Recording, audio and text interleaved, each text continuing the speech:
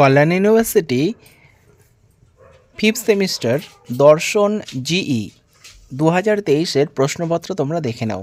তো দেখো, এখানে দেওয়া রয়েছে UG fifth semester examination 2023 philosophy, দর্শন আর প্রোগ্রাম জেনারেল কোর্সের আর GE paper, course code PHIL G আর জিই। আর তোমাদের যে টপিক ছিল, টপিকটার নাম হচ্ছে অ্যাপ্লাইড ইথিক্স, অর্থাৎ ফলিত নীতিবিদ্যা। সময় ছিল 2.5 ঘন্টার, মোট নম্বর ছিল হচ্ছে 60 নম্বর।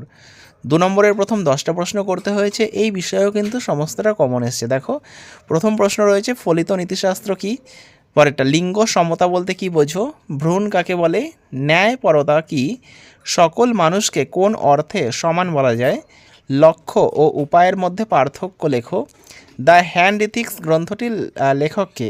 এইটা হয়তো টাইপিং মিস্টেক আছে, এটা তোমাদের দ্য ল্যান্ড ইথিক্স হবে। দ্য ল্যান্ড ইথিক্সের যে লেখক তিনি হচ্ছেন লিওপোল্ড, এটা ল্যান্ড ইথিক্স হওয়ার কথা।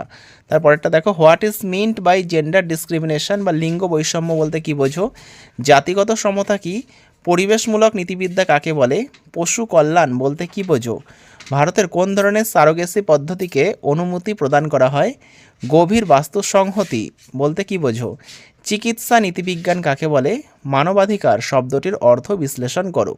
তোমাদের 5 নম্বরের 4টে প্রশ্ন ছিল। প্রথম প্রশ্ন, স্বস্তি মৃত্যু কী, সক্রিয় স্বস্তি মৃত্যু এবং নিষ্ক্রিয় স্বস্তি মৃত্যুর মধ্যে পার্থক্য লেখো, চিকিৎসক এবং রোগীর মধ্যে আদর্শ সম্পর্কটি সংক্ষেপে লেখো, শাস্তির সম্পর্কে সংশোধনমূলক মতবাদটি ব্যাখ্যা করো, পিটার সিঙ্গারের রক্ষণশীলদের জাতিগত বৈষম্য সংক্রান্ত অভিমতের বিরুদ্ধে কী কী যুক্তি দিয়েছেন, নীতিবিদ্যাকে কেন নৈতিক দর্শন বলা হয়, প্রাণদণ্ড কি সমর্থনযোগ্য।